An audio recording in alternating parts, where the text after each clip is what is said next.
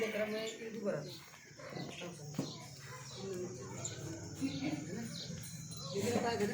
नहीं वो बकरा तेरे सामने की बात है, श्याम जी ने